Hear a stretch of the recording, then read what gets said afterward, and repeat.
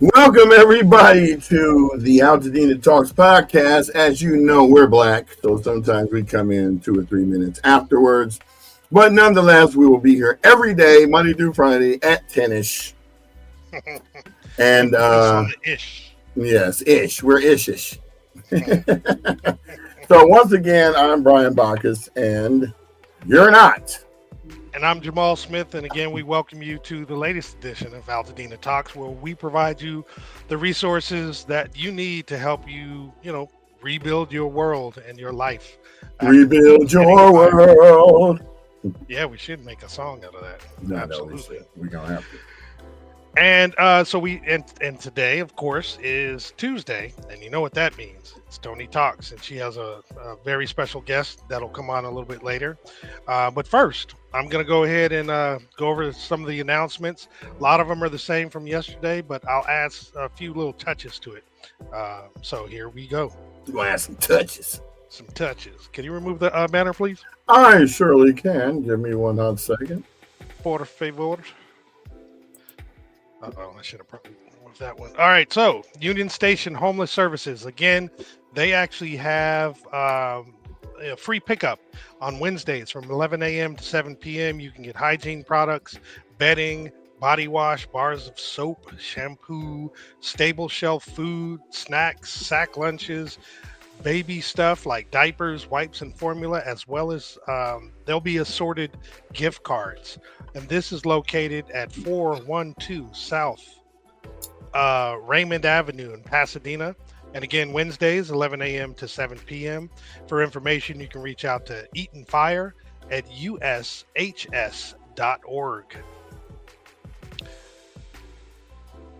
And then World Central Kitchen is serving hot meals at key hubs around the city. And they're offering portable water stations, supporting bi-weekly farmers markets across SoCal. Below are a couple of the local locations. The first one is Pasadena Sierra Madre YMCA. This is at 611 East Sierra Madre Boulevard in Sierra Madre. The other location is Gordy's Garage parking lot at 843 West Woodbury Road in Altadena. In both locations, it will be open from 11 a.m. to 3 p.m. and then it will be closed for an hour and then reopen from 4 p.m. until 8 p.m. You got to let the grill cool down. They over there grilling over at Gordy's Garage. That's right. And then we have Williams Home Rebuild. They're actually conducting a virtual town hall in conjunction with the Zeta Tau chapter of Omega Psi Phi Fraternity Incorporated. They're actually featuring a panel of experts that will provide resources, professional tips, and a playbook for families as they rebuild their homes. This webinar is going to be on Thursday, February 27th from 8 p.m. till 9 p.m. And for information, you can email at rebuild@williamshomes.com. And you can also email to register or click the Zoom link. Now, we're going to have this flyer on our website where you can actually click the Zoom meeting link and you can register. Or if you want to take this shortened link that we provided right here on the screen, you can register at altadenatalks.org/rebuild webinar. All right.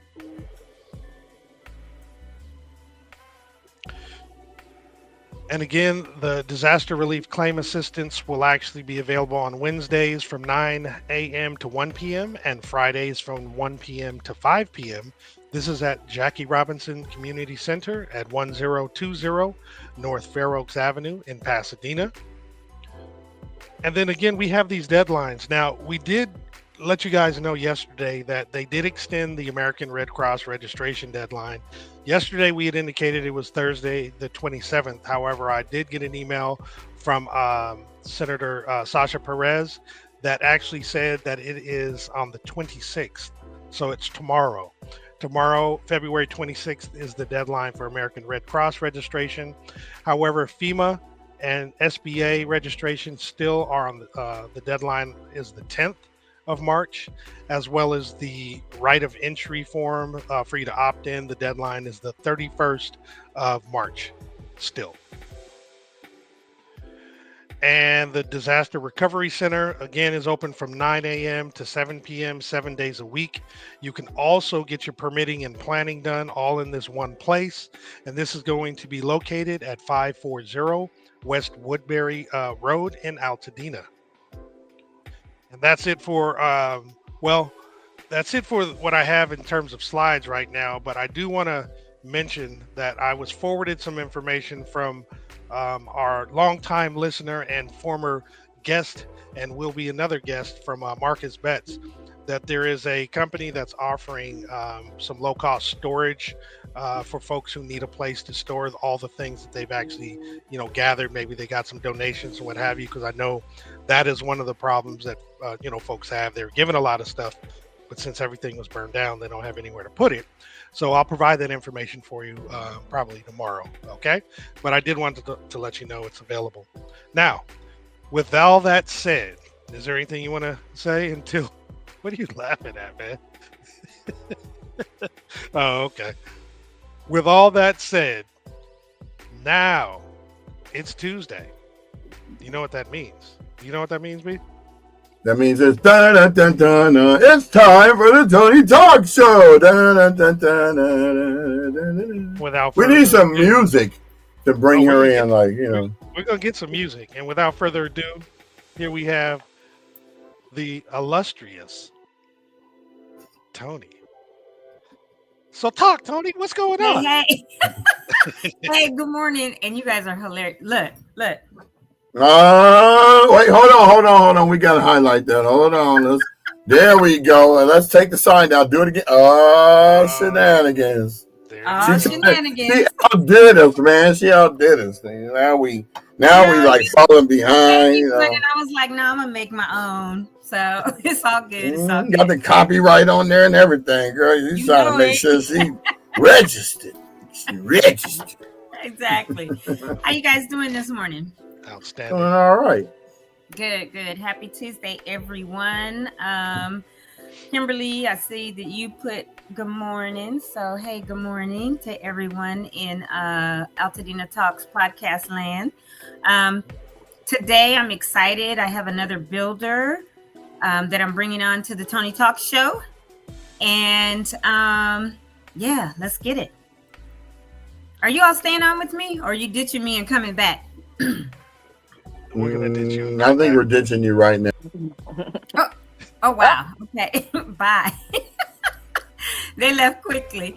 So this morning I am bringing in Allison Allain.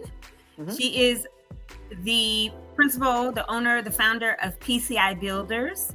And just a little bit about Allison that I thought was interesting that I, researched on her. But Allison, tell me a little bit, or tell everybody who's on the podcast about your history, because I thought it was very interesting. You were in the film industry, I guess, and you were a set designer, if I'm not mistaken, or something like that. And then you call yourself a handyman, handy woman. Yeah. But tell me a little bit about you, how you started PCI Builders, and then the funniest thing was when we were on the phone and you told me what PCI stood for, and I just thought, oh, that is perfect. So why don't you tell everybody a little bit about yourself? Okay. Good morning, Tony. Thank you so much for inviting me to be on here. Yes, I actually have a degree in theater. I was a set builder and a line designer, stage manager, producer, director, all around just theater person. I got headhunted after college by a handyman company that was like, oh my God, these, crazy theater people, they can do all this stuff. So I became a handyman, handy woman. And then, because I'm always nervous about breaking the rules. And so when my job started to get really big, I was like, well, obviously I need to go get my general contractor's license. So I did. I got my general contractor's license. And yes, I also was in film. I have a SAG card. I'm a SAG member still. It's just a strange journey that got me here. But, when doors open, I'm not dumb enough to not walk through them when those opportunities arise. So that's how I'm here now. But yes, so 16 and a half years ago, I opened my business with my general contractor's license, and I originally called it Plum Crazy Incorporated because I am really anal retentive and I need everything to be just right. or I kind of lose it. And then, but I also like to have a lot of fun and goof around. So I did change it 6 years ago to PCI Builders because too many people thought I was just a plumber because I didn't realize that nobody knew what a plumb bob was. So Plum Crazy is spelled PLUMB because when I was starting out, I was too broke to go get myself a regular bubble level like other people. And so I was using my dad's old plumb bob to set my door frames and my framing. And that's how I started. cool So my logo to this day is still a plumb bob. I think that's super cool though. And Plum Crazy, all of us are kind of plum crazy right now. Yeah.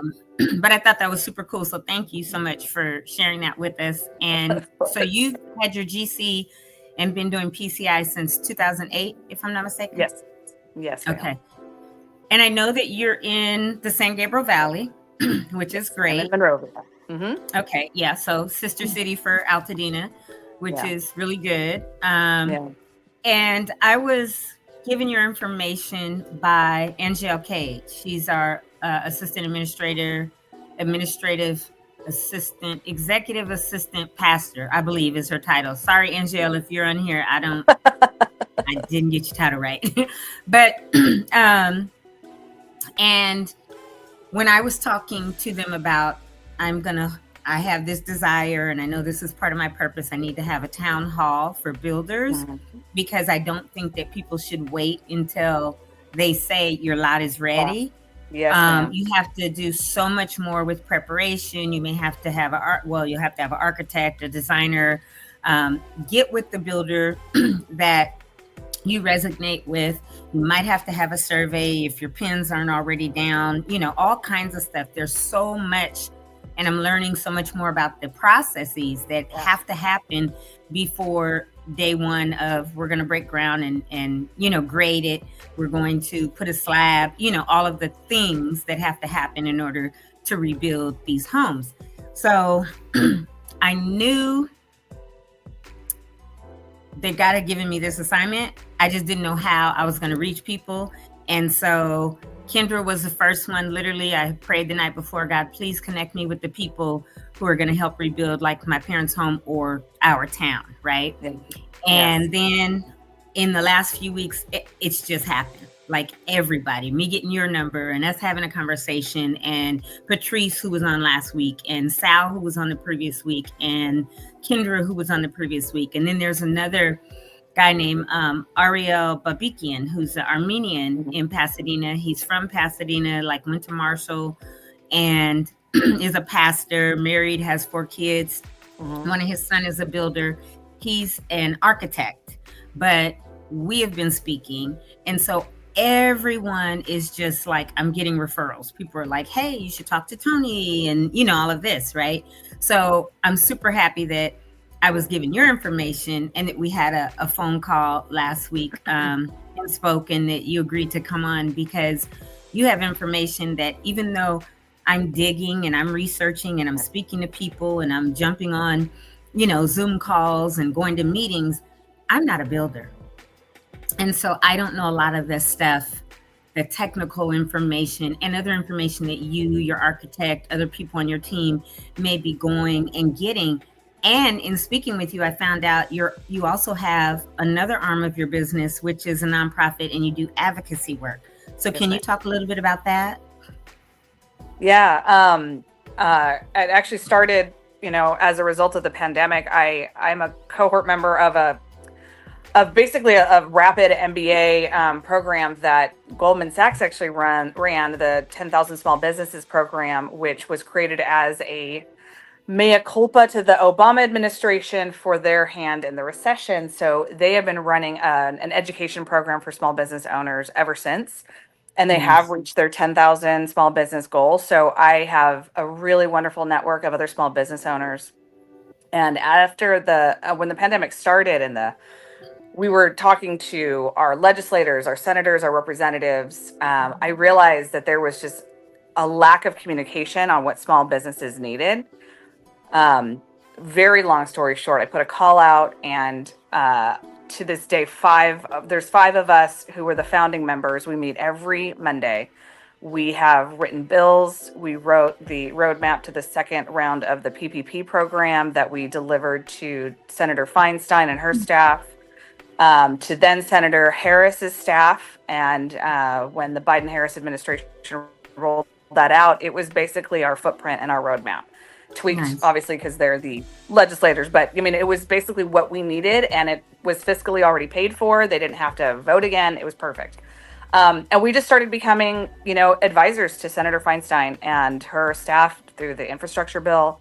We've stayed very small and, behind the scenes, but sent somebody to save our TAP funding, our technical assistance program funding in the California budget. We sent our executive director last May to go before the Senate and get a bunch of signatures, and we saved the TAP funding budget.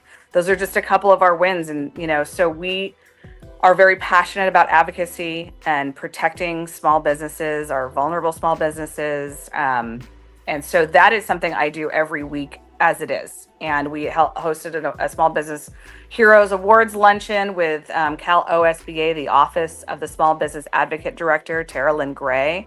It was great. She came down here to LA in person and took her staff. It was fabulous. So we're just trying to make it right. We have goals for the year. And when this disaster happened, I have clients. You're there. Can you still hear me? Did I lose you? I can hear and see you. Yes. I'm sorry. Can you still hear me? Yes. And okay, I can great, see you. because I lost all audio and I don't know why. Okay. So, but yeah, so when the disaster happened, I have clients in Altadena. I have friends in Altadena. I worked so many years with LA County, and I understand the difficulty that will come from the rebuilding effort and the challenges. And so I just got right to work that Wednesday. I was, I had to evacuate because I had no power or electricity or internet here in Monrovia. And I just got straight to work researching, digging, and I haven't stopped since. Every day I'm trying to talk to people, learn new things, and figure out how we're going to do this in the most holistic manner, really thinking about goals. Yeah. This work. That's, I think, what's so important, because we've been running, right, since that day as well, since January 7th. And it's literally nonstop. I know you emailed me late last night, and I saw that LA emailed me at 5:30 this morning, and I'll send that email back to both of you, right? But I think you emailed me like 9:30, 10 o'clock at night, and I was still up, I think, on the phone with Brian, right? And I think by the time I hung up from all my calls, must have been 10 or 10:30, and then I set up for another hour because it was like I actually need to unwind so that I can even think about laying my head on the pillow to go to sleep, right? Yeah. And so that's happening to so many people, right? And everyone who's displaced, they're just constantly going. I've spoken to so many people who having not just anxiety, but have insomnia and don't sleep well. And then during the day, when they're having to do some work, they're exhausted. And so everything is just kind of topsy-turvy, upside down. And it's really important to me to have connected not only with you, but all the others, because on March 8th, I got my date, and I'll know within probably the hour. But tentatively, my Builders Town Hall, the Altadena Talks Builders Town Hall, is going to be March 8th from 11 to 2. It looks like it's going to be at my church, at Victory Bible Church in Pasadena on North Hill. So I'll send you an LA information, because I know, you were having her help me look for a location.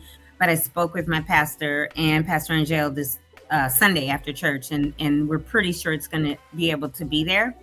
And so all of everyone who I've brought on, and there's some other people, I have some special guests with like from the BIA, the Building Industry Association for Southern Cal, a speaker from there, another architect, Ariel, that I spoke with, and then a couple other people that are going to do a couple of 15-minute exercises that I think will be very important and impactful.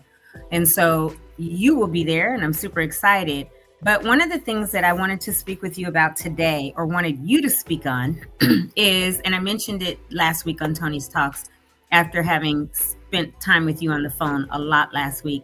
Are the things that people are running into, like you said, you know LA County well, you've worked with them, and you are going to like all these meetings, you're on calls, you're on Zooms, you're on like the board meetings, and you have even more info than me, which is great, because then not only can you talk about it here, but between now and the 8th, as you get more information, you'll be able to speak to it on the 8th.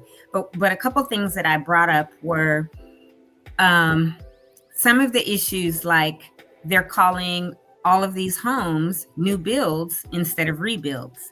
And we know typically in LA County, rebuilds have like one wall standing, right?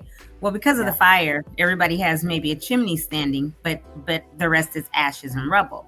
So there's an issue with the county saying, oh, these are all new builds. Because yes, it's new construction, but treating it all as new builds, I don't think is the best. And so I know that that's one issue.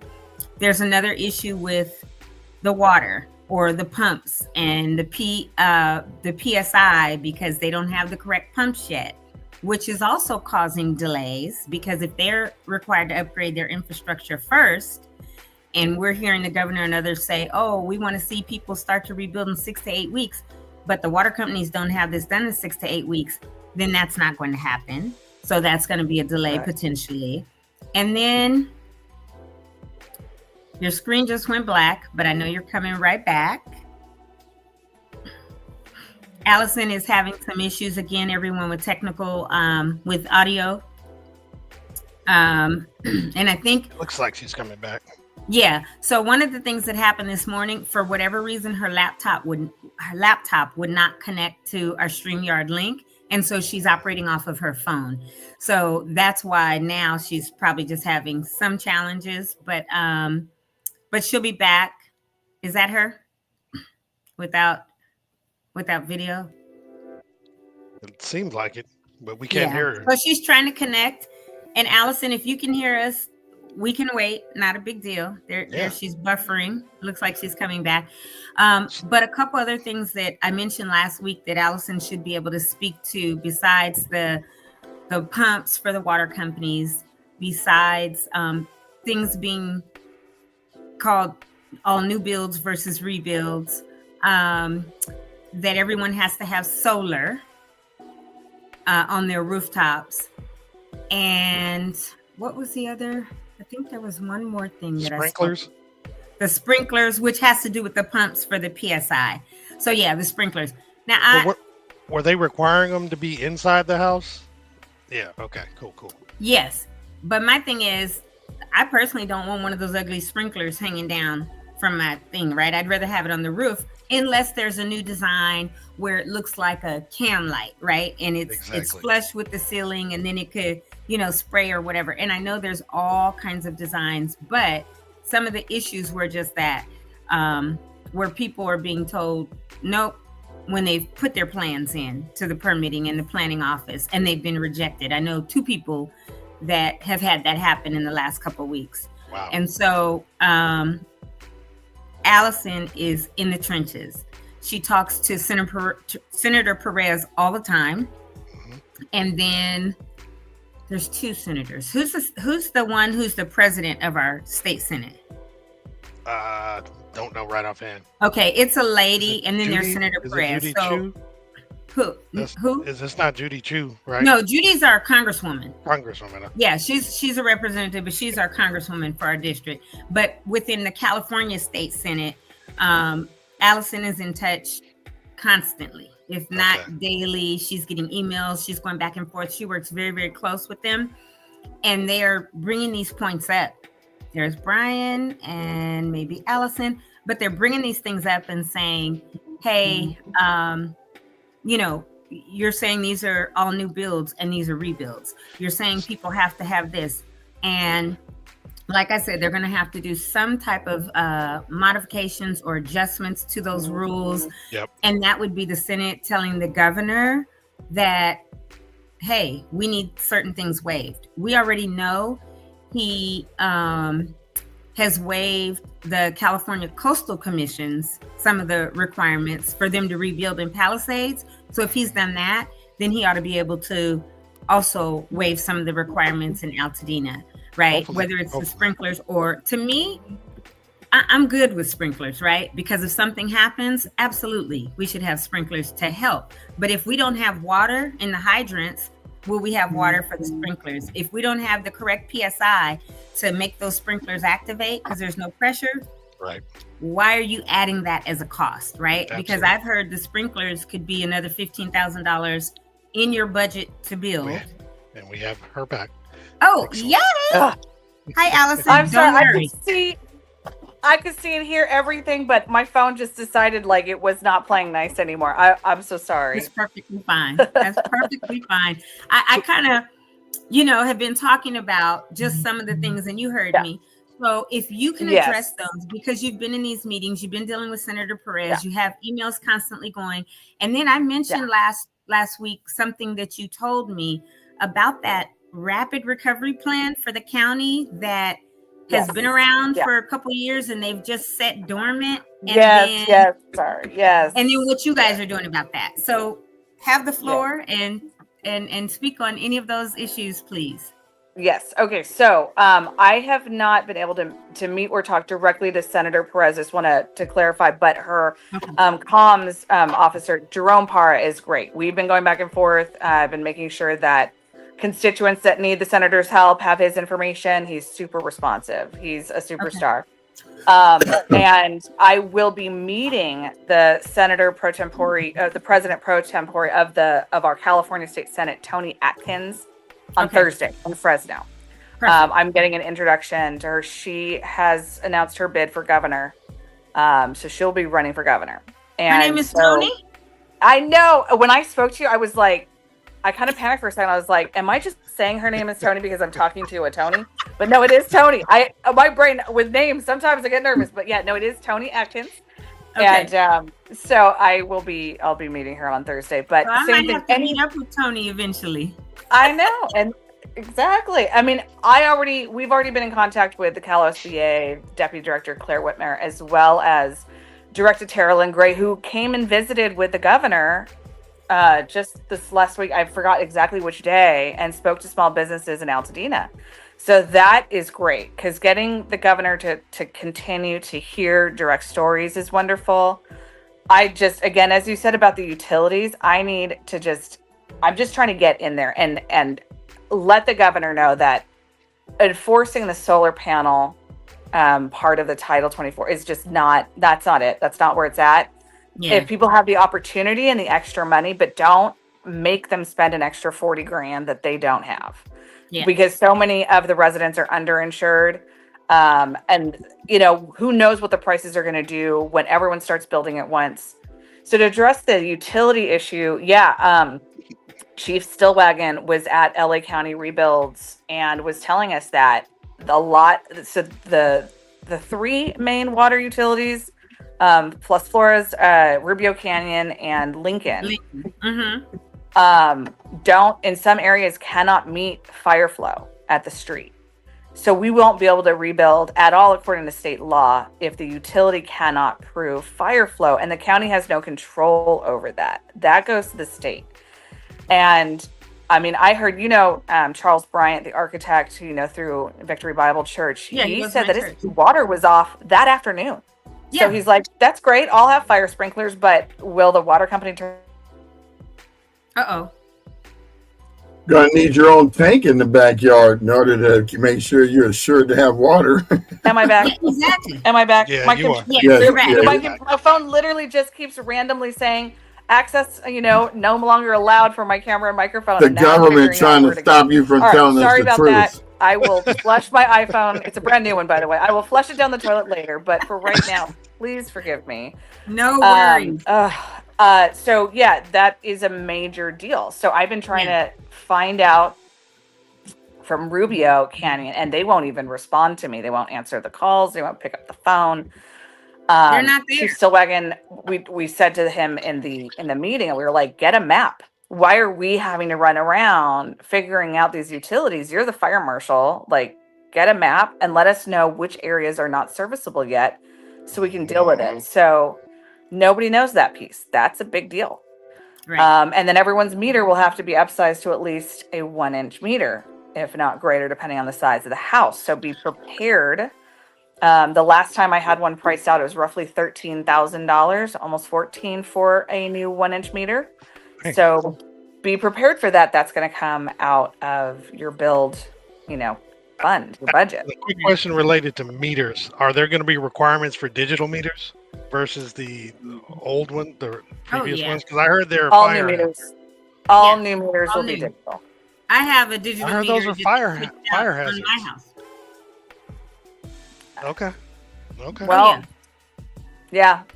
And so new water lines, new meters will have to be installed. If you have an ADU or a second unit, each unit, according to Rubio, and I don't know if it's the same for Los Flores and for Lincoln, but according to Rubio, each unit has to have their own separate meter and water line. So be prepared for that as well. So these are like plan that early.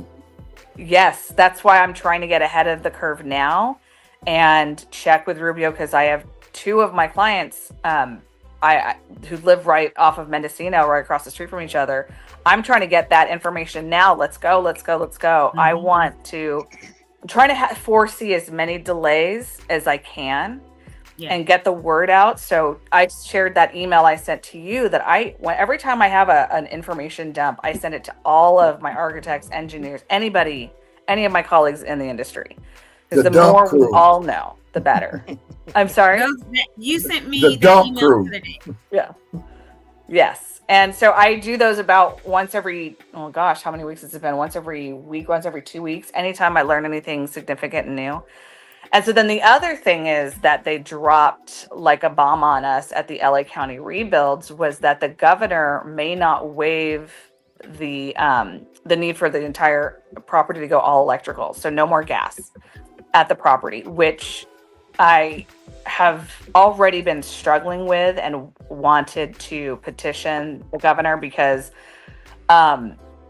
you need at least a 400 amp panel if you're going to go all electric, because your tankless water heater that's all electric on its own to service 2 bathrooms and a kitchen needs at least a 180 amp panel safely, 200 amp panel to work and not kick off anything else. So if you got your electric heat pump, you've got your air conditioning, you've got your stove, which is a 220 40 amp, 60 amp.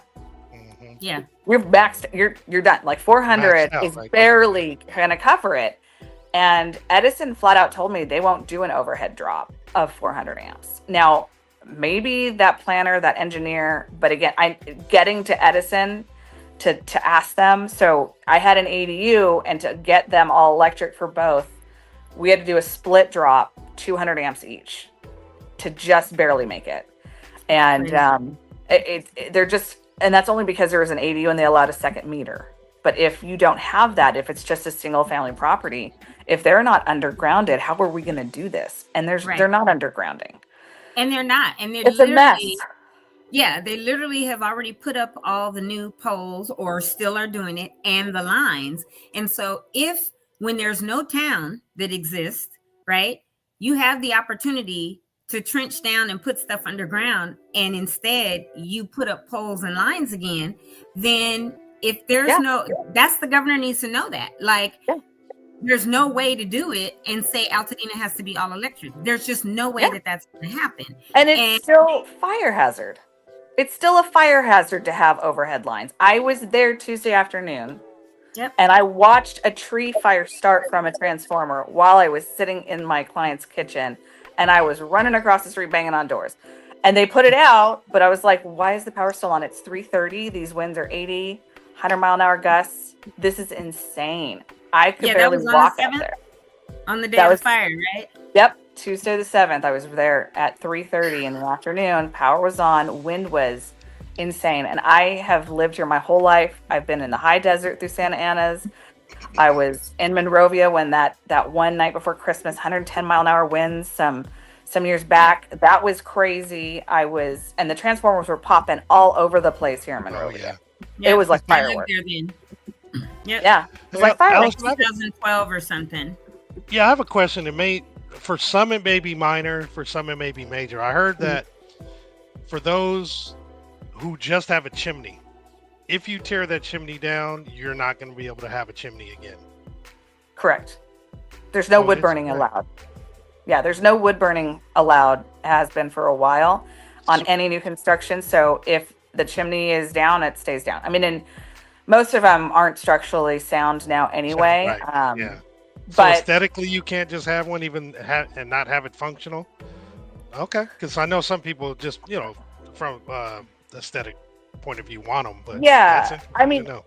yeah, and honestly, it's two things, because I mean, you could build a lightweight chimney for looks if you want, and house, again, if they let us have gas, you can do a gas insert, or you can create one for looks, but it's going to most likely be an electric insert if you Gotcha. want some kind of fireplace. But on the bright side, at least you don't have the cost of a giant masonry fireproof chimney and firebox, and that ain't cheap.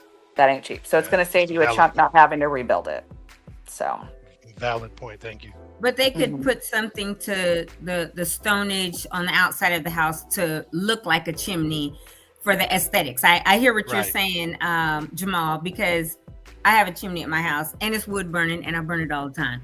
And I love it and don't want to go to electric, right? Right. And Yeah. then at my parents' house, they have theirs that was always wood burning, but my mom converted it to gas years ago and Mhm. had the rocks and the glass and all of that. So for Mhm. them, and it's still standing, like powerful, strong, hey, I'm here. But if they choose that, okay, we'll take that one down and just put one in the wall that's, that's nice, that's electric, that's fine. But I know on the outside, she may still want that look, right? And so that would just be something that the builder has to say, okay, I'm going to put stones here to make it look like there's an actual, chimney. You just which is fine. you just house the duct inside it, and you can build it out. It'll be mostly hollow because the duct is a dual wall duct, and you just build it out. You can cover it in stucco and stone, something decorative, but you don't need that heavy firebox anymore, right? Mhm. So it can come off the wall. Say if we're allowed to still have gas and do a gas insert, she can still have her glass. You can have the glowing ember look. We can still do that. But again, until we get, a final say, I know some people's gas have been restored in Altadena.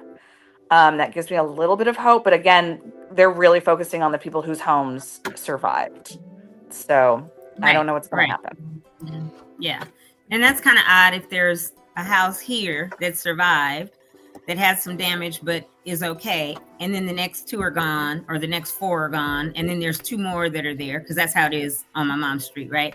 Yep. And if they turn gas onto those, then you're trying to tell everybody else they can't have gas and they could only do electric. That's insanity, because the lines are already there and the lines have gas in them. Yeah. And again, these are rebuilds. Nobody chose to have their house burned down. So to say that these are new builds and you have to have electric and all of that, when you can't have those 400 amp, there's no way, right? Yeah. And then to say you have to have all solar, I get it. If everything's electric, solar panels will help with those costs, right? But it absolutely makes no sense to say they have to have this when the infrastructure is not there. And then some people, and I said this last week, I'll say it again, can't even get solar on their roofs because of the trees. Altadena has tons of trees. Yes. Our lot has 2 big pines that we planted 50 years ago during Arbor Day. We've got 2 big deodoras in the back that we planted, that my other brother and sister, and then 3 oaks. And when my parents tried to get solar a few years ago, they can't get them because where the oaks are over the roof line, right? Yeah. And these are beautiful live oaks. One's over 100 years old. Everybody in California knows that's our state tree. You can't cut it unless a certified arborist says it's dead. So those trees survived the fire. They're not dead. You can't cut them. So how are you going to mandate that this particular house has to have solar when it cannot get it anyway? And so that's going to happen throughout Altadena, because there's lots of oaks, there's lots of other trees that survived, and people can't get solar. So somebody has to say, oh, we're going to make an exception for that in the planning department or whatever. And the governor's going to have to sign off on it. So there's so much of this, oh yeah, this is state law, we have to do A, B, C, and D. But literally we can't do A, B, C, and D for various reasons. So somebody has to be willing to say, we're going to give these exceptions, even if it's case by case, right? Yeah, And then they're already giving exceptions for rebuilding on property lines. They're waiving setback rules because, again, like for like, so they've waived that. They're waiving to in proximity to protected trees, so you can rebuild even if your oak tree is right there. They're allowing, because again, in new builds, we cannot get near these trees. We can't build within 10 feet. It's a whole thing. That's right. So they're waiving some things, like they're waiving LID, which is the landscape and irrigation design, the whole drainage system, the water recapture. They're waiving all of that. So no civil engineering will be required if you're doing that like for like in the same footprint. 110% of, Right. everybody knows that part. And by the way, just as a side note, it's been bothering me because I keep forgetting to tell you every time we talk, is that I asked the county about the planning department about historic relevance. Like if it's just a house, like what kind of style, they don't care. You can completely redesign your house in any style you want. Nobody's going to, I just want, being a Monrovia resident for 20 years and seeing the moratorium that they put on building, because they were like, no, we don't want these styles. We want to keep the nature, the culture, the personality of Monrovia intact. I just want to warn everybody, though, if you do want to, do some fun, new modern style, fine, but be prepared for maybe some historic preservationists to come at you. So my clients, thankfully, are rebuilding in the natural styles, historic architecture of Altadena. So they'll be good, but it's a recommendation I'm making if you don't want to have a headache later. And honestly, it's something I believe in. I am a real big fan of maintaining the historic architecture and look of things. So I'm kind of biased, but just as an FYI. Yeah, I think that, there's some people that want their John's cottages back, right? And they want to build them like that. But Altadena, we keep hearing, oh, it's historic this, oh, it's historic this. No, not all of it was. And there are houses in Altadena that are not on the Historic Society's, list. And so I'm an advocate for people building how they want. If they want it to be historic looking, have at it. If you have a picture of your house and you want it to be identical, have at it. If not, you want to upgrade, have at it. Do what you want. And that's what I told somebody on our Altadena community page, and somebody got upset. No, you can't. There's rules. I said, you do have a right to build exactly what you want. The county, and I know because I've been on board meetings, right? But I'm not going to argue with people. So the thing is, people can build exactly what they want, whether it's historic looking architecture or not. If you want a Spanish looking roof, you can get that, even though it might not be that same tile, because there's so many new building materials that they have it where it's fire retardant, but it looks like Spanish tile. They have it where it looks like wood shingle, but it's not wood. It's the correct material. But the fact, I'm so glad you said that, because that should take anxiety or pressure off a lot of people, because we're hearing in the Altadena community pages, oh, you have to build it to look the exact same we want. No, if that's what you want, you do that. If your neighbor doesn't want that, leave them alone and let them do what they want. And so I'm super glad that you've confirmed that, because people need to hear and know that. They do. I mean, my one client is going from a Tudor style to a Spanish style. And, again, I'm just glad to hear that, because I know that she will be safe. She won't have anybody like bothering her about it. But the word does need to get out that if you are not a historic landmark, and when you are, if you have a home with historic significance, I mean, here in Monrovia, if your home is 50 years old, they call it historic significance. Exactly. Big difference. So it's a big difference. So it just, in Altadena, though, you are free to do whatever you want, as long as it's within that 110% footprint and height. Yeah. And I might be going a little too deep on the detail, but something that's been really bothering me is that if you had a flat roof Spanish style with a parapet wall, your home is shorter than your neighbor with a pitched roof.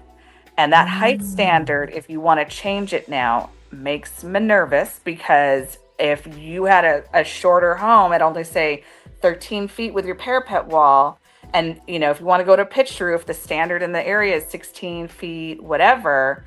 Can you do it? Can you switch to pitched roof? So I haven't been able to get an answer to that. That, to me, I know that's the way my brain works. Because I was like, what if that's what you've got? Are they gonna, would that fall within that 10% or the, you know, or no, we don't know. No. Oh, that's Yeah, for when my flat roof client was like, no, we're going to rebuild exactly the way it was, I was like, okay, I don't have to worry about that. But the next person I see that had a flat roof with the parapet wall, you know what I'm saying? You don't have that pitched roof. That pitch is significantly taller than your neighbor's parapet wall. So I'm wondering if there's leniency on that. Just, it's making me might be limitations. It might be something that you have to consider. You may have to go a little bit longer in the plan check. It may not be as streamlined, but these are the things I have been thinking of and posing to the county, posing to planning department, posing to building and safety ahead of time to see if we can't solve those now so that you're not stuck going, oh, great, I just got stuck in plan check for 2 more months because I wanted to switch to a pitched roof. Even, you know what I'm saying? So yeah. Those are the things I'm trying to figure out all the time. These are the important things that a layman like me or Jamal or Ryan don't know, right? Which is why I'm having this builders town hall, because we hear, all 3 of us and everybody, we're hearing this and that and this. And because we're not builders, we don't know the real in the trenches, nitty gritty stuff that you all know.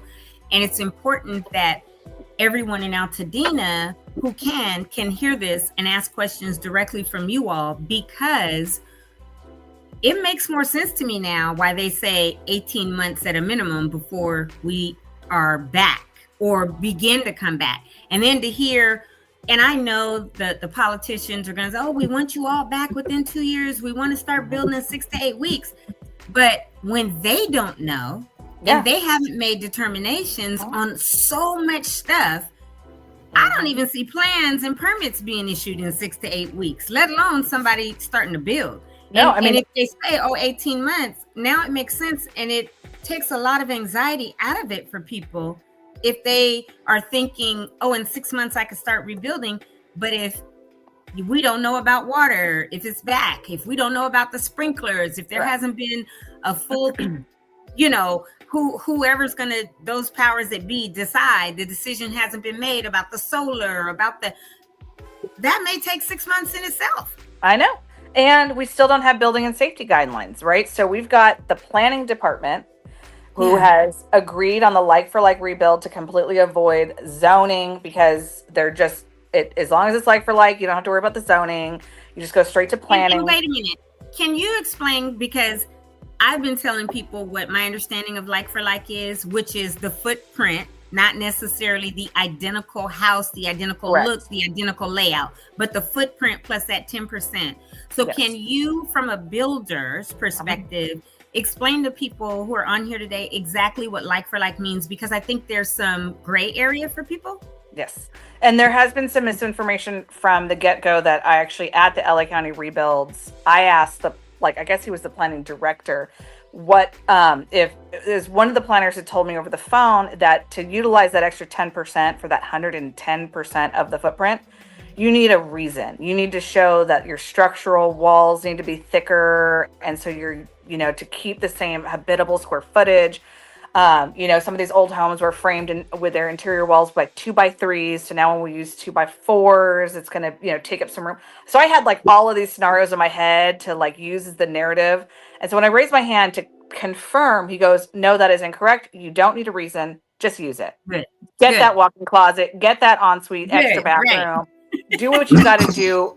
So same thing. My client's house was a 2-bedroom, 1 bath with a huge living room and a huge family room. I'm just going to use that space better. She's going to get a 3-bedroom, 2-bath with an office. And that's how we're going to figure it out. We're going to make that work, and within that 110%. And I can throw all those narratives right out the window. And again, if your garage, your detached garage was right on the property line, you can put it right back. They're not going to force you to utilize the new setbacks, whether that's 10 feet, 15 feet, whatever you're zoning. So that's good. And again, you can design in any layout you want inside, again, within 110% of the size, in the same footprint, and, height wise as well. And just be mindful where you put that 10%. Don't encroach on a setback on your side. Try not to build out front too far beyond the old setback, because that's when you'll run into problems. So try to move interior towards your back, towards your larger lot side. So things like that. But I do with that, because you had mentioned, and I did forget to bring it up. You asked me to.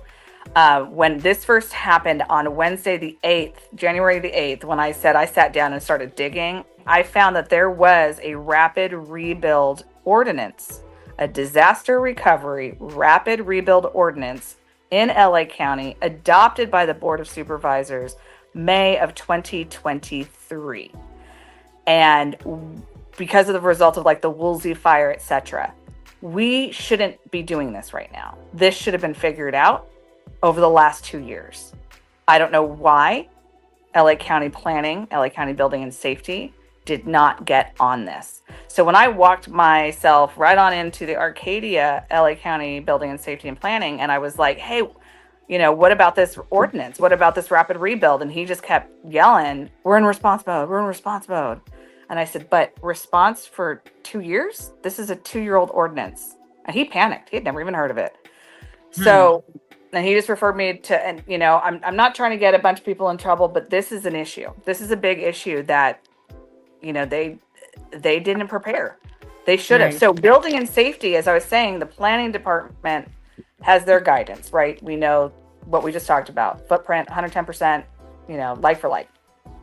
Fire department has their plan in place, and we know what their streamlined process is. But building and safety, again, until we get direct answers on solar panels, on whether we can have gas, whether is building and safety going to require all of the cross sections and the detailed structural engineering and all of the things called out for the plan checker, or is it going to be something that the inspector will verify in the field? So a lot of the responsibility we put on the inspector, which often happens in disasters, to speed up the rebuild process and the plan check process. We don't know. So how long is that going to take? We don't know. That could be the 18 months that we're looking at. When is that going to all be decided? And who brought that up just now, Brian or Jamal? That's so awesome. That would be Jamal. Jamal, yeah. He found the disaster recovery ordinance that you're speaking of from 2023, but doesn't look like much has been done or anything. Yeah. And so that basically means they are figuring it out as they go. Yeah. Yeah. Thoughts, Jamal? I see your brain churning. You're on mute.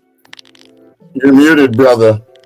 I was just gonna slightly switch gears in terms of my question, and this is something that I usually ask each of the builders that actually come on, and it's really, well, 2 questions. One of which is, do you have a one-stop shop? Meaning, if someone wants to start the process, can you provide the architects and architecture, the ideas? Can you get the blueprints and all that kind of stuff taken care of, or the sketch, and then all the way through? And then what is the basic process to work with you?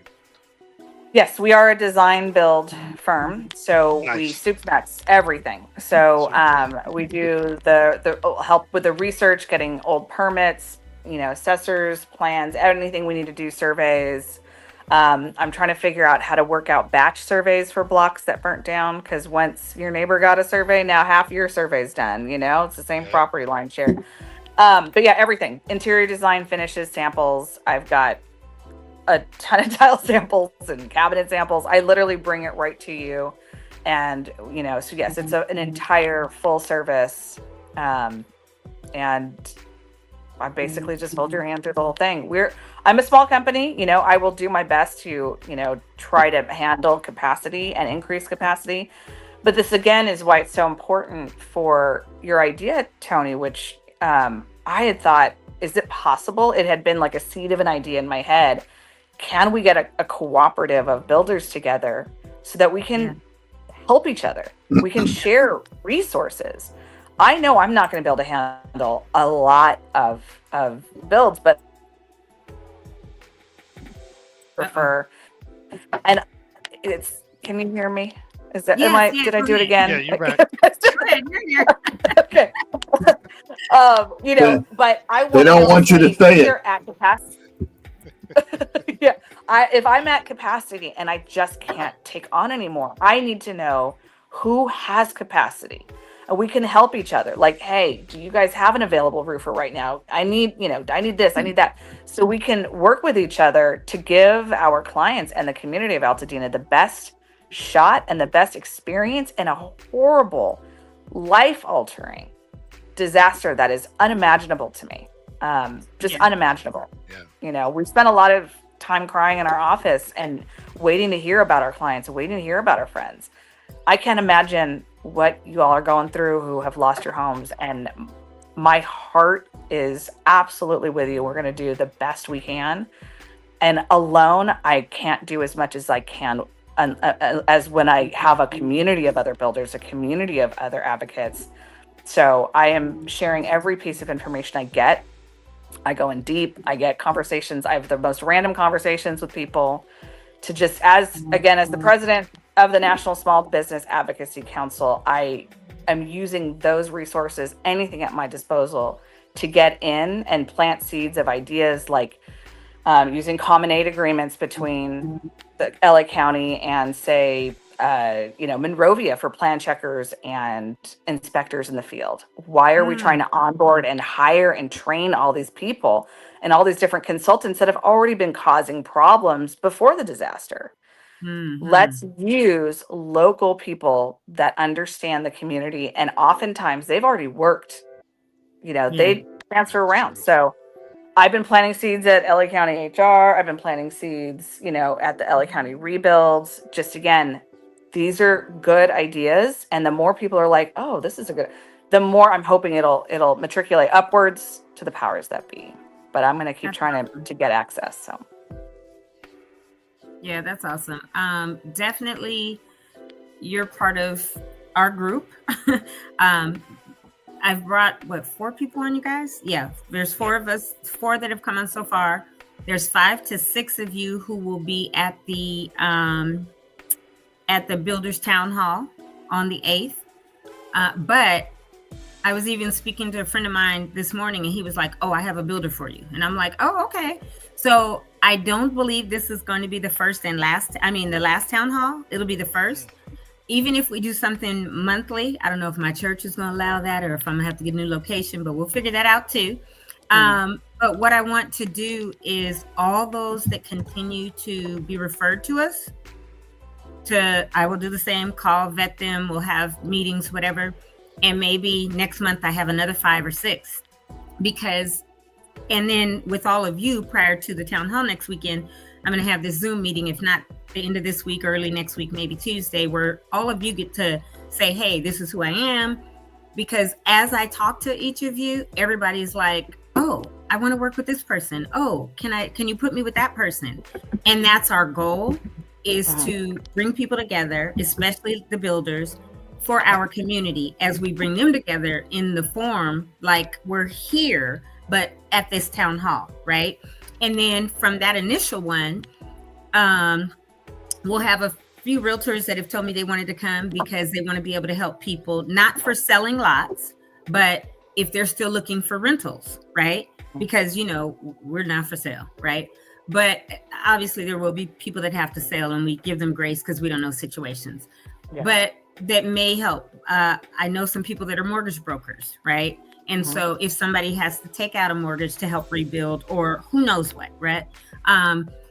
But this one is specifically focused more on the builders to get you all in front of people.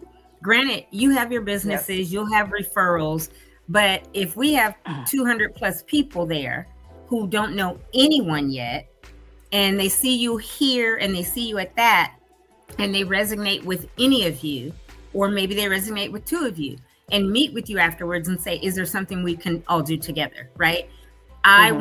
We want to make sure that we are presenting that to our community where we are from, and bringing the right people in, because we have been approached by some people that are absolutely a no. And so we want to make sure that we have the right people to present.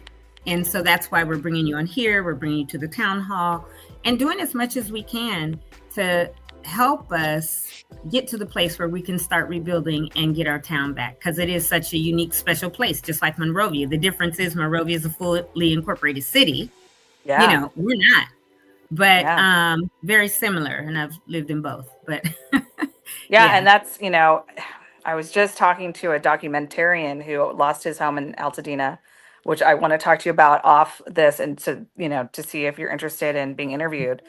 Because he's just looking for stories. You know, here in Monrovia, we lost our power at 2:30, and Edison was very diligent here in Monrovia to make sure that we were safe in the winds. Because again, those transformers will be popping off if they're not. And so, you know, to know that I lost power here in Monrovia hours before the power started getting shut off in Altadena. And I honestly, my gut feeling is the fact, did I say it again? Altadena. Oh yeah, I corrected you last week on that, huh? Yeah, you did. So you guys were on the phone, and she said Altadena, and I said, hold up. Let me tell you right now, we are Altadena, not Altadena. Okay, yes. And I told her I'm also that annoying person who says Alhambra, and everyone gets so irritated at me. Yeah, and I tried so hard. I know. It was because the phonetics. My mom immigrated and taught us how to read out of the McDuffie readers, which are the old prairie like English books. So as a child growing up, everyone's like, "What country are you from?" Because I was saying Sean. I still say my aunt and not my aunt. You know what I'm talking about? Okay, it's annoying, but I apologize. I'm working on it really hard. I say auntie. All right. I say my aunt Diana, my aunt so and so. It's a combination of both. Yeah, I go both ways.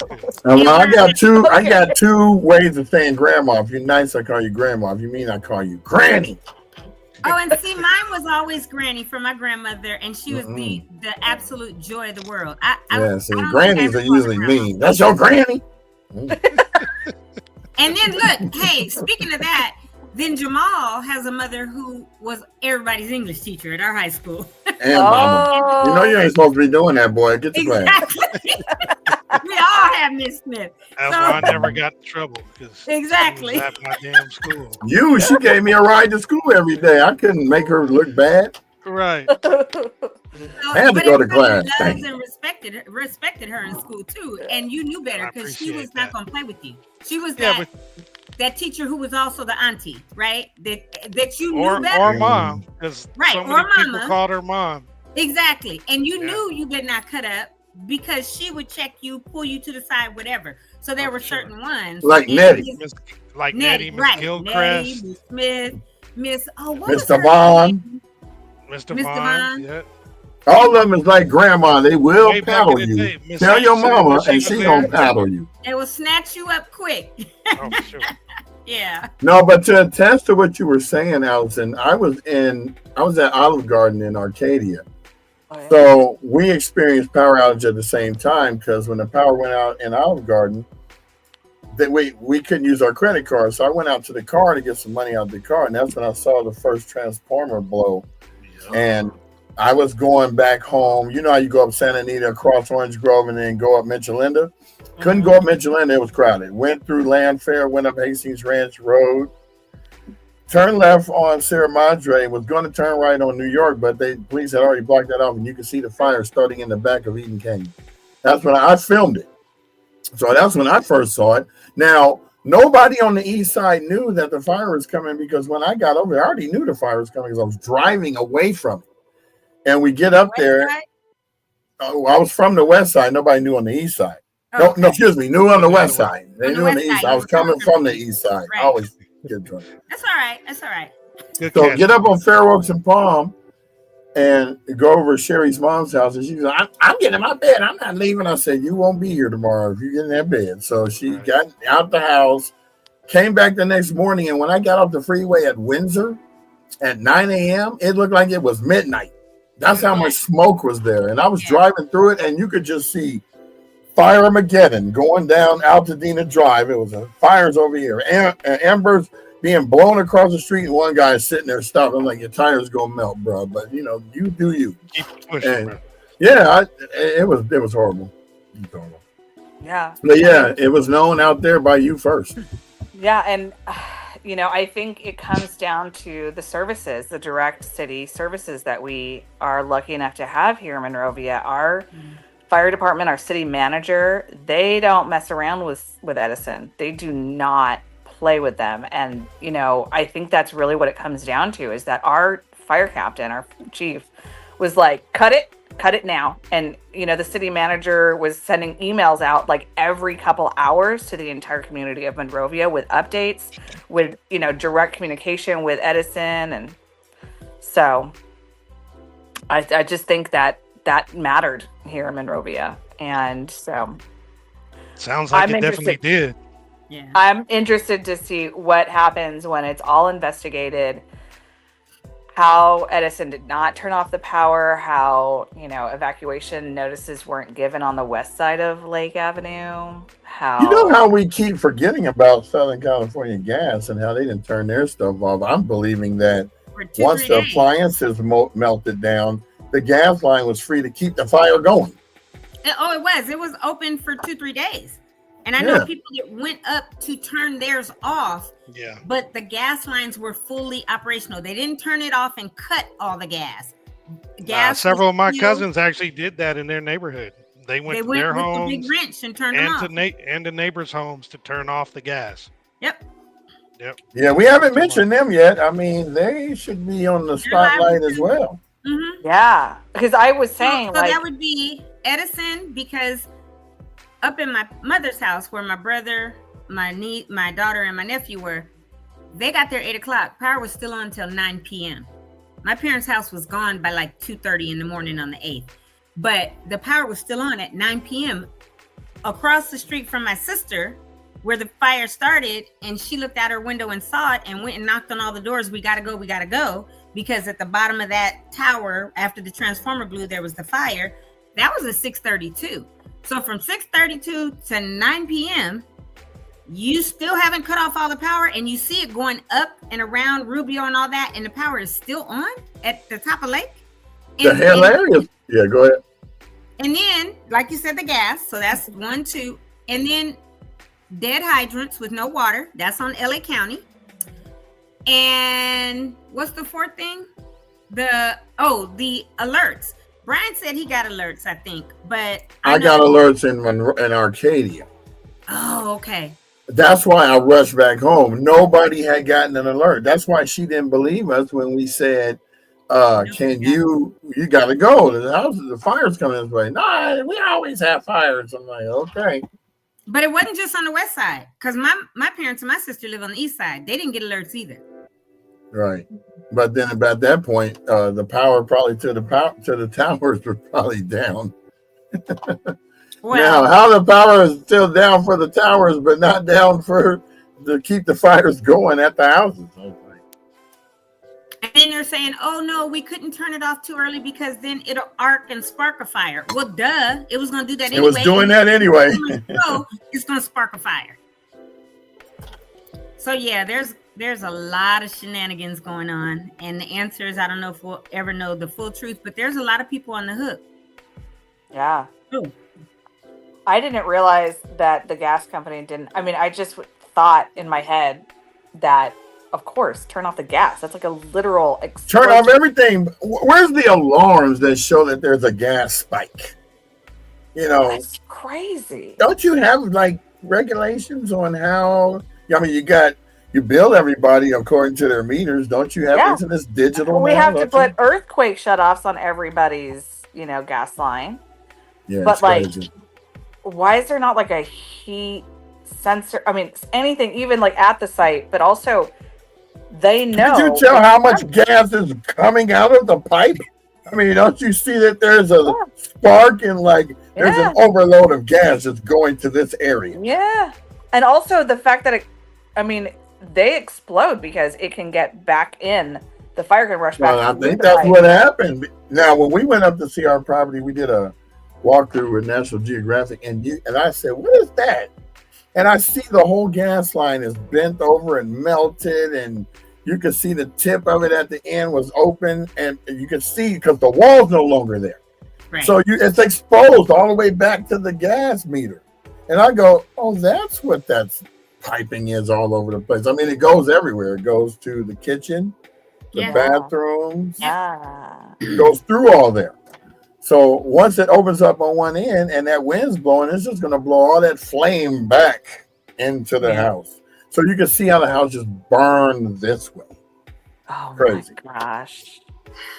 So we'll have to, obviously not me or us, but yeah, there will be investigations. Obviously, the biggest culprit is Edison, right?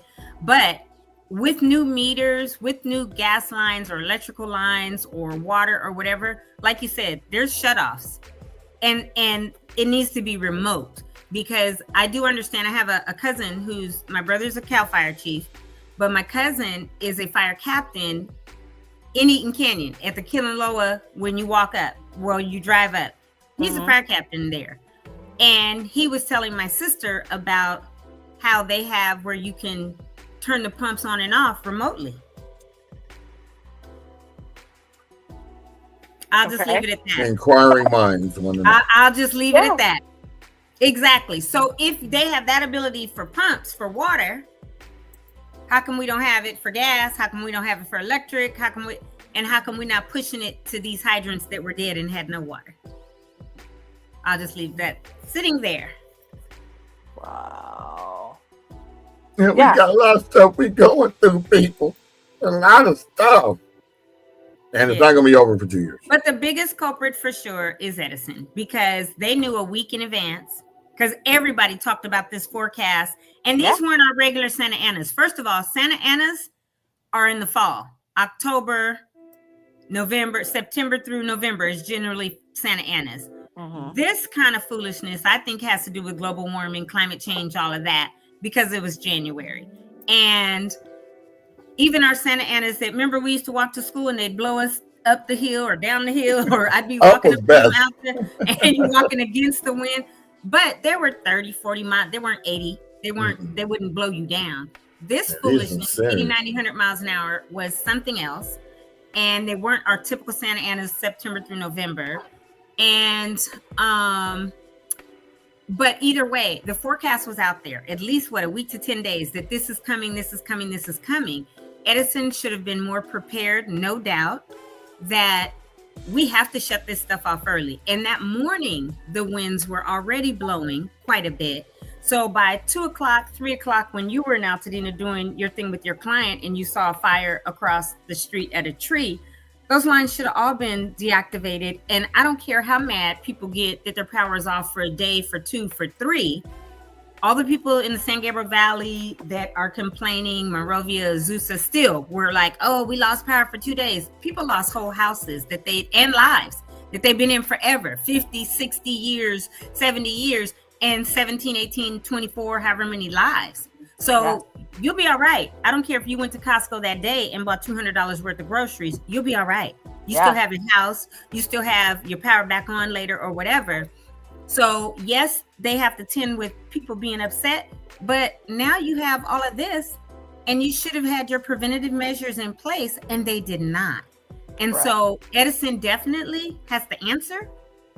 And yes, they could try to shift blame to others, but at the end of the day, their transformer blowing, those electrified lines sparked the fire, and then other factors may have made it larger, right? Or mitigated it, or didn't mitigate it, but increased it.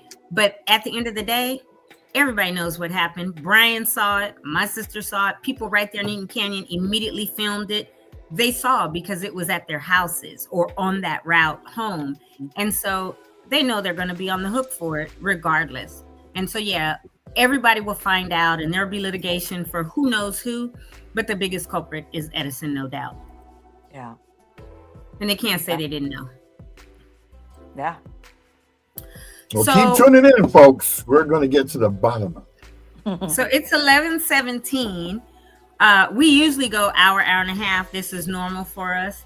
Is there anything else? Because I don't want you to give all the secrets or all the info away. And I know you will get more between now and on the 8th.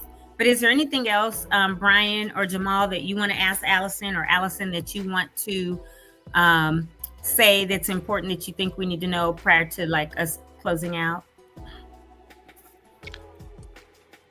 I mean, we're just glad you brought the information that we needed to know, and the audience was happy about it. We got a few comments. There's the last one.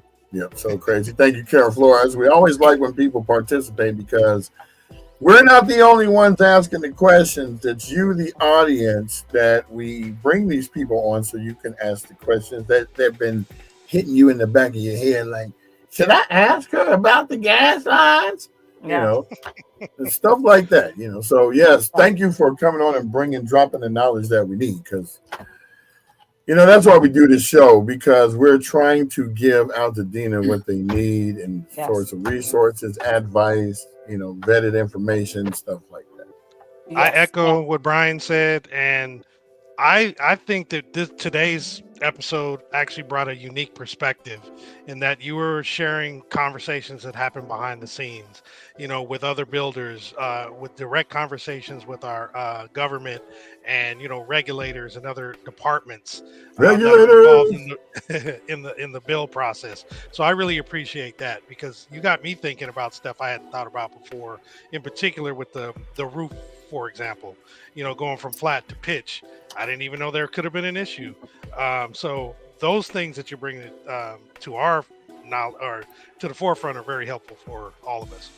Yes, you're very welcome. And anything that you all can think of, that your listeners think of, that I haven't thought of, that you want me to ask, to dig up, to find, in any of my meetings, let me know. I am open for more suggestions. I'm just, one person, and I'm trying to listen to as many voices as I can to make sure I'm seeing this thing from all angles. And as I have my meetings, up north, in Fresno, and meet people, anything I can do. I'm supposed to meet the Secretary of Housing soon. Anything we can all think of, please let me know, and I will disseminate the information back to Tony and let you all know, because again, the goal is for us to get back as fast as we can and better than before. So, yeah. And related to that, and I'm sure Tony has questioned or asked you this already, hopefully you'll come back on with us, and this won't be the only time that we get to see and talk to you. We'd love to have you back again. For sure. And I saw that comment from the Altadena Chamber of Commerce, and actually you're on our list to be reaching out to soon. So I if you want to reach out to me, please do. So if you're the point of contact, let me know. I think I saw Brian was his name. No, it was Elaine. That was me popping it up for Elaine. Okay, perfect. Okay, y'all, this is the part of the show where we go and talk to our people who are looking at us live from Instagram. We got Scott Sutton, Air Frank, Elaine, of course, Mosan Moore, Jazz Bo, Lindsay H, and Arcadio Aguayo, one of my good friends that lives in Duarte. Well, not anymore, but that's where I met him. And that's it. Don't look, we're not just cutting it off. No, that's it for the night. Or having dead air. No, so yeah, definitely thank you. And I know you said you'll get me information, definitely, and we can share it here. And then, as Jamal said, and no, I hadn't asked her, but we'll talk later today anyway, Allison. But yeah, we'll definitely have you back on. And everyone save the date. Next week, Saturday, March the 8th, 11 a.m. to 2 p.m. We are going to have this Builders Town Hall. Altadena Talks is presenting a Builders Town Hall. Tentatively, and I will be making a call shortly, it's going to be at Victory Bible Church on North Hill, 1497 North Hill. I have the flyer, but I'm waiting on a couple more confirmations and the okay today from Victory.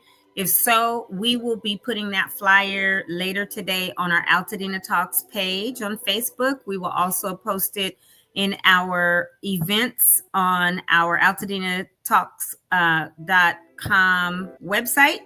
And we will share it here every day as we lead up to it.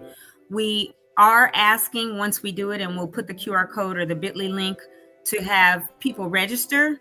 It is a free registration. We're doing it for Eventbrite just so that I know how much water to get, how much if I do sandwiches or fruit or things like that. So there will be no charge, but I don't want to get stuff and not know how much to get, and have somebody come and maybe not. And if I have any type of materials, if any of these builders want to run, anything to leave with people or bring brochures, I want to make sure that we have enough. So we will have a link that people can register, but it's no cost, and it's just for that reason. But we will have a lot of that as of tomorrow or later this afternoon, but most likely tomorrow. And that's all I have from. That's all, folks. Well, I'm gonna bring up the banner again. Bring up the banner. Make sure that we thank Allison. And that's Allison's website. Yes. So thank you for putting that back up.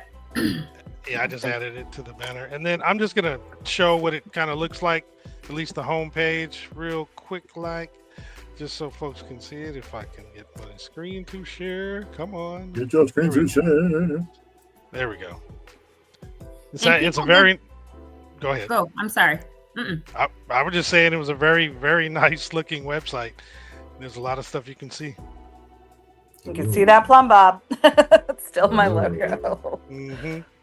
Yeah. Oh, right there. Right. Yep. Gotta make sure everything is right on point. It's like everything. So you can have it digital now. You don't even have to have the real thing. Mm-hmm. I used to take those plumb bobs and dip them in ink and then make them draw on paper in a circle. Oh, that's yeah. cool. That was like a art project. Remember Etch-a-Sketch and all that stuff you used to do with the pencil and make that circular designs of. You can get those again. They're back in stores. Yeah. I need a light bright. Light brights too. And the battleship and all those neat things You we had sunk growing my up. battleship. You sunk my. We need to get Hey, at the game night, they bring these little mini, looks like a Pac-Man machine, but it's real small. I used to And have you one can of those. play Pac-Man, Galaga, and Dig Dug on it. all of it. I used to have the one that was only about this big. Somewhere with all this stuff. When we build out to the back. Yeah, we need a whole new event area. Exactly. That'd be dope. Yeah. All right. Well, thank you, Allison, for coming on. I think that wraps it up. We made it 11:25. Any Jamal? Look, Mama, we made it. We made it. I don't have any. Just want to thank everybody for showing up for our 30th episode. Can you believe we did 30 of these things, man? Woo! Yeah, that's amazing. Oh, and today is exactly 7 weeks. Oh, yeah. Yeah. Since the fire happened. If you count it, that way. Yeah, it's Tuesday. It's Tuesday, yeah. It's Tuesday night. Everything was great at this time, but then 8 hours later. Yeah. Yeah, that's true. Wow, that's crazy. That's all right. We'll be back. Our lives. Thank you, sir. Appreciate it. We thank you guys, the audience, because without you guys, okay, just to show you right now, I'm going to look at the numbers. And it's up to you, Allison, if you want to stick around and see this part. I will. Congrats. Excellent. Just to tell you that we have, while you're on here, 332 views, 352 views. Nice. See, Allison, you got some people coming out listening to what you got to say. We're not playing. And I always like to say that all of this is organic. We don't advertise. We don't not at all. Do any Facebook ads. We don't do any of that stuff. We just share it as we go along and tell some people, throughout the day, hey, we do a podcast. We're sharing intel. Check us out every day, 10 a.m. And most of our people watching are from Altadena anyway, because this podcast is for them, for us. Yeah. Because we didn't have anybody keeping the news up to date, doing anything. And we just decided, let's just do this. And audience, you tell us, is it worth us to come on Monday through Friday at 10 to talk to y'all, waste y'all time with, good information? Just let me know.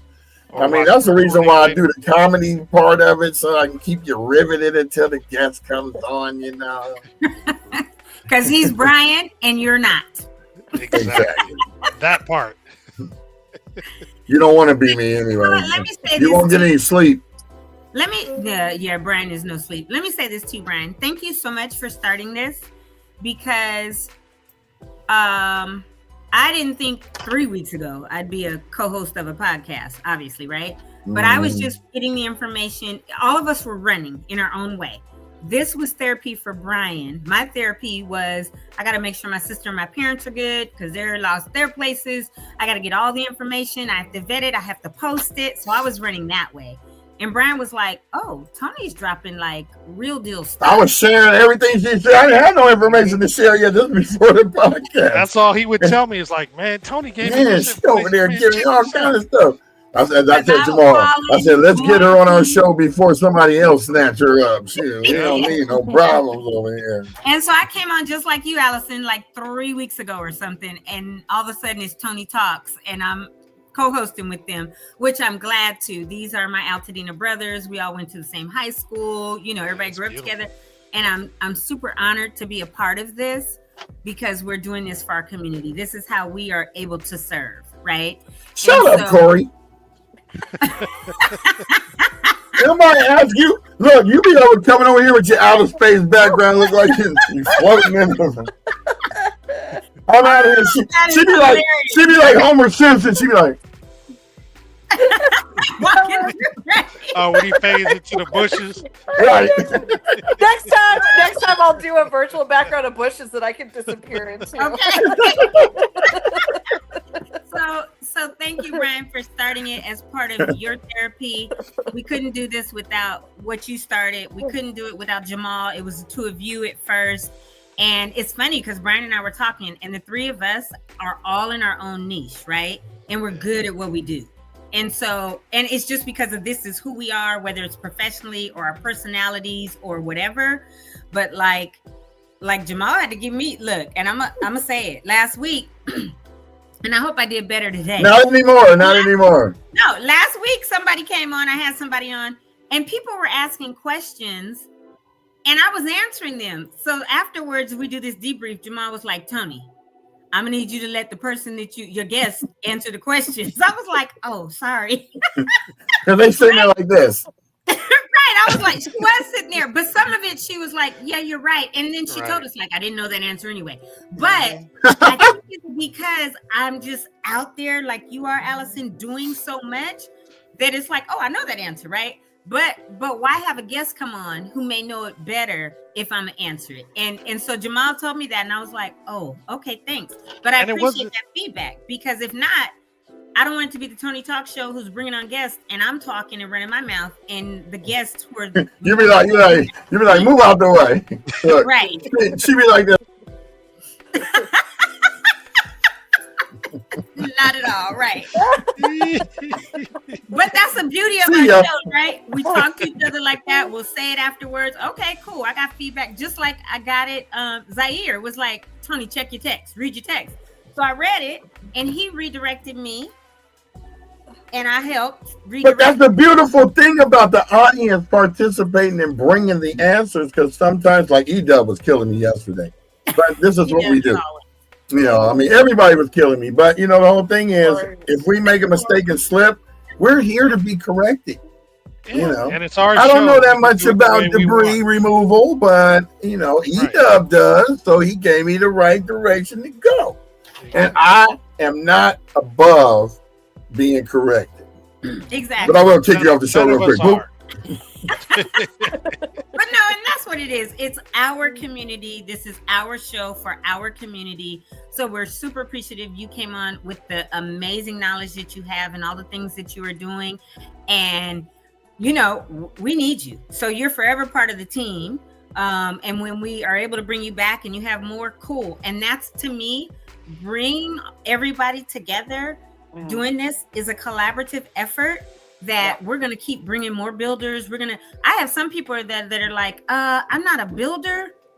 I'm a general contractor, but you give me the plans, I will go out there and be boots on the ground and build it. Right. And so I'm like, okay, cool. Cause we're going to need you, right? Yeah. We're going to need all the bodies. And then, like I told you, Allison, and we'll put this up in the next few days too, and have this at the town hall.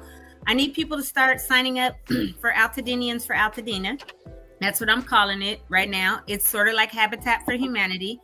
But I want to see all of my neighbors, all of my Altadena neighbors, meaning the whole town, out there when builders, permits, everything is ready and able to have the bodies on the ground, boots on the ground, so that when that builder says, we're going to frame this house, we're going to start today. We can either get that whole house framed or the majority of it, where their crew might take a whole week to do it, right? That's how we help speed the process up to get people back in their homes. So we need to keep putting that link out there and have people sign up, because every builder I've talked to is like, yes, if we had the bodies, we could do this quicker, right? And then now we know there's a shortage of construction workers, and there are individuals who would do this who are being deported. And so the bodies may not be there to do it. So if we're all there, thousands of us, right? Hundreds of us, whatever, we can all do this and help our community. So these are just the things that, go through our brains and we think about. Yep. We're very concerned about workforce availability as well. And that's another conversation I'll be having at the state level is workforce. And I mean, I'm literally learning how to write my first work visas and, see if I can help people come to be here and, figure out a way. And I was talking to OSHA, they had actually at LA County Rebuilds, they were having a segment on, how to help like protect and what to do if ICE comes by, how we can actually stand firm, know our rights, and protect our workforce. It's wow, something that's I'm very so important about. Yeah, it's a whole other topic that is going to be needed to be addressed from an employer and builder, and contractor standpoint, and that's another thing, Which is horrible that we even have to discuss it or think about it, but that's where we are right now. So yes, we are. So that's another reason we need to make sure we have all the volunteers, because if we don't have those people that are able to be picked up to come work on a job site, but all of us that are from the area can do it, then yeah, we just have to help each other out however we can. Yes, ma'am. Well, 379 views, 38 comments, and 12 shares. We getting up there. Thank you, Altadena and his constituents, for sharing our podcast to the nations. We really appreciate it. Thanks, Marcus. And, Marcus, we need to bring you back on the show because you were going through the insurance policy process, and we need that. We need to get that update. And that phase 1, phase 2 thing, because his was part of the purple on that legend where they deferred to do phase 1 and 2 at the same time. Got to catch that up. And I think he's in the process of working with a builder or something to that effect. So we just an update from everybody. I want to shout out my boy Victor Salgado from Soul Roots. He printed up this hat. B has one too, but I didn't get a chance to get it to him. Dina Strong, I'm gonna rap to him about getting the TONI Talks one as well. But man, thank you, Vic, my boy. Appreciate you, brother. TONI Talks. Yes. We need our Appreciate TONI you, Talks brother. and Talks. You said white? White with the purple TONI Talks. Gotcha. The boots with the fur. And I have some of those, a couple pair. Y'all know I'm like super prissy, bougie, whatever, right? Anyway, thank you, Allison. And I think we're wrapping up, right, guys? I just got one more shout out to do. I got Jane Reese Wilkins and Connie Bass. That's a mother-daughter team who have always shot me emails of information. Thank you to these two ladies. Keep them coming. We really appreciate you both. Thank you for tuning in on Instagram. Real talk. And I think that's it. Toodles, everybody.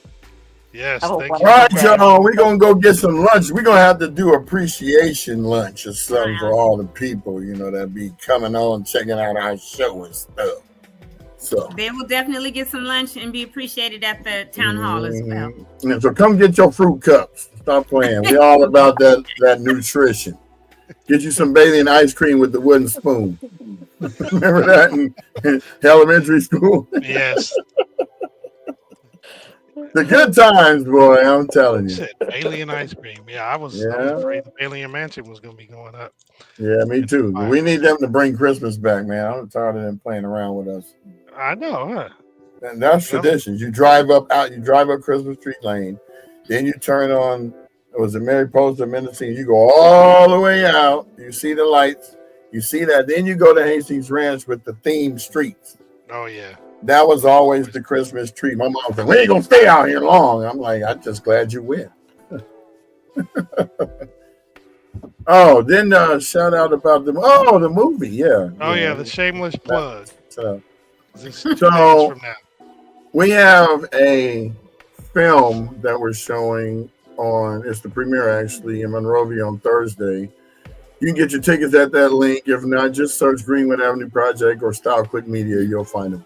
But it's a documentary that was done to culminate the 100-year anniversary of the Black Wall Street Massacre. The reason, now this was planned before the fires massacred our homes. So it's not really a correlation, but now we're making it that because the descendants who are coming out here to do the question and answer after the movie want to be driven through the neighborhood so they can see what it looked like to be in a situation where everything was gone because they weren't born yet. So that was their request. And so here we are. It's going to be at Look Theater. Meet and greet starts at 6, between 6 and 7. The movie starts probably at 7, and we'll have the question and answer portion about 8:45. So I hope to see you there. Ticket link is right there, bit.ly/Black Wall Street Movie. And Allison, come if you'd like to. It's right in your get city. your ticket today. Yep. Stop I'm just playing. sharing the screen real quick. Sharing the Yep, page. and that's where it's at. Appreciate And you. It's all about the plug. So for those who knew before, Look Theater is the old Gregorian theater up on Myrtle in Monrovia. It's gone under, it's changed a couple times. It was Studio Grill when they started serving food and all that I stuff. miss Yeah. Fourth Dimension. Oh, I know, the pool hall. They turned that into a workout spot, I guess now. I don't know. But I'm yep. so sad. Thank you, everybody. Y'all have a fantastic day. We look forward to seeing you tomorrow. Peace. Thank And you. we're going to end this Hold in on, Allison. 5, 4,